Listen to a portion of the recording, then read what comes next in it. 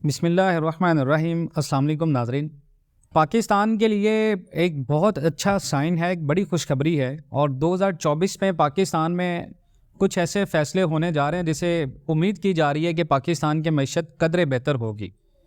और पाकिस्तानियों के लिए भी एक बहुत बड़ी खुशखबरी है, ख़ासकर ओवरसीज़ पाकिस्तानियों के लिए। जिस तरह पाकिस्तान की मईशत पिछले 9 माह से काफ़ी ज़्यादा मुश्किलात का शिकार थी, एक्सपोर्ट्स गिर रही थी, तजारती खिसारा बढ़ रहा था और इम्पोर्ट्स के ऊपर पाबंदी थी, एक्सपोर्ट्स कम थी और पाकिस्तान के जो स्टेट बैंक के ज़खायर हैं वो मसलसल कम हो रहे थे और कर्ज़ों की पेमेंट्स आ रही थी। अब अभी क्या हुआ है जी, पाकिस्तान के मुआशी बहाली के सफ़र पर एक रिपोर्ट आई है। शरह नमू में बेहतरी आ रही है पाकिस्तान की और माली साल 2024 के लिए पाकिस्तान की शरह नमू 3.5% तक बेहतर हो चुकी है, जो कि साल 2023 के लिए ये शरह सिर्फ 0.3 थी, यानी 0.3 से 3.5 के ऊपर हुई है।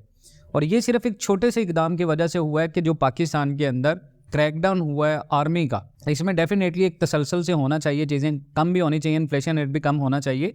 लेकिन अभी की जो रिपोर्ट है वो यही है। अगस्त 2023 तक पावर जनरेशन में 14%, डीजल सेल में 11% और पेट्रोलियम सेल में 8% से ज़ायद इजाफा देखा गया पाकिस्तान में। और सीमेंट सेल में अगर देखें तो कंस्ट्रक्शन इंडस्ट्री में काफ़ी ज़्यादा जो है वो चीज़ें सस्ती हुई हैं, जैसे कि सरिया जो है वो 50,000 फी टन सस्ता हुआ है और सीमेंट सेल में 45, यूरिया सेल में 49 और ऑटो सेल्स में 18% इजाफा हुआ है। और जबकि सितंबर 2023 में पाकिस्तान की एक्सपोर्ट्स 1.15% से 2.40 बिलियन डॉलर तक पहुंच चुकी हैं, जो कि एक अच्छा साइन है पाकिस्तान की मईशत के लिहाज से।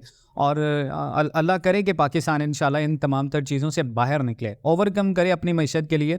पाकिस्तान पेट्रोलियम लिमिटेड की शरह नमो में 42% का रिकॉर्ड इजाफा देखने में आया पिछले 2 से 3 माह में।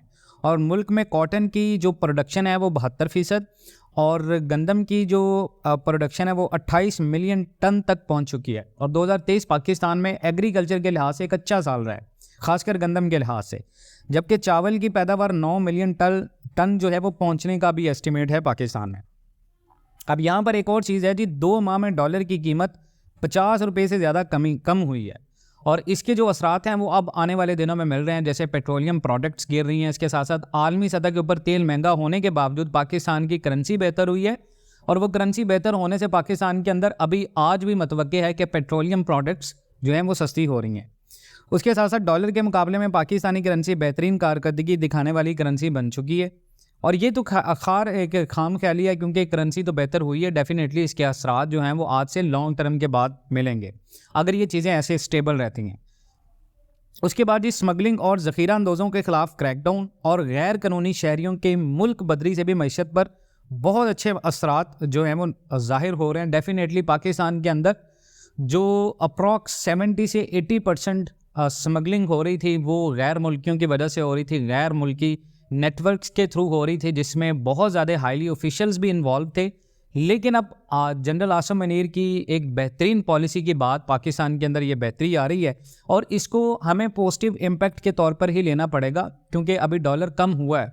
तो डेफिनेटली बहुत सारे लोग यहाँ पर ये भी सवाल करें कि क्या ये मैनिपुलेशन है, क्या डॉलर वाकई ही कम हो रहा है, क्या इन्फ्लेशन रेट वाकई ही कम हो रहा है। देखें, डॉलर की स्मगलिंग की वजह से इतना ज़्यादा इम्पैक्ट पड़ा है, तो आप इस चीज़ को एस्टिमेट करें कि जब पाकिस्तान की एक्सपोर्ट्स वो 300 बिलियन डॉलर तक पहुंचती हैं तो पाकिस्तान कहाँ पर होगा। हमारा कंपैरिजन दुनिया के रिच कंट्रीज़ के साथ हो सकता है, लेकिन बशर्ते कि ये जितने भी क्रैकडाउन हुए हैं ये परमानेंट बेसिस पे होने चाहिए, टेम्परेरी बेसिस पे नहीं। क्योंकि अगर ये नेटवर्क और चैनल्स दोबारा फिर पाकिस्तान के अंदर एक्टिव होते हैं तो डेफिनेटली पाकिस्तान के अंदर तमाम तर चीज़ें फिर ज़्यादा बूस्टअप कर सकती हैं। दुनिया के जो वर्ल्ड बैंक रिपोर्ट्स हैं और उसके साथ साथ अगर आप देखें तो फिच रेटिंग एजेंसीज हैं वो पाकिस्तान के अंदर डॉलर को मजबूत होता ही दिखाई दे रही हैं। क्योंकि अगर आप दुनिया में ओवरऑल चीज़ों का अंदाज़ा करें तो जैसे कि दुनिया का जितना भी सोशल सेल है उसकी जितने भी पेमेंट्स हैं, आप देखें, आप यूट्यूब को देखें, आप गूगल को देखें, आप पायनियर को देखें, आप पेपाल को देखें,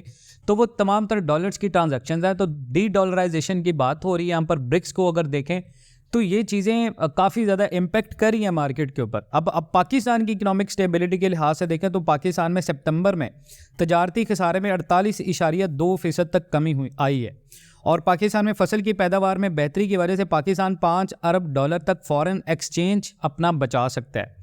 इसके अलावा पाकिस्तान IMF और आलमी जितने भी इदारे बैंक हैं, वर्ल्ड बैंक हैं, इनसे मजमूई तौर पर $1.4 अरब लेगा आने वाले दिनों में, जो कि डेफिनेटली पाकिस्तान के अंदर डॉलर की कीमत को इम्पेक्ट करेगा, जिसके ऊपर हुकूमत क्लेम करी है डॉलर को 260 तक लेके आने की।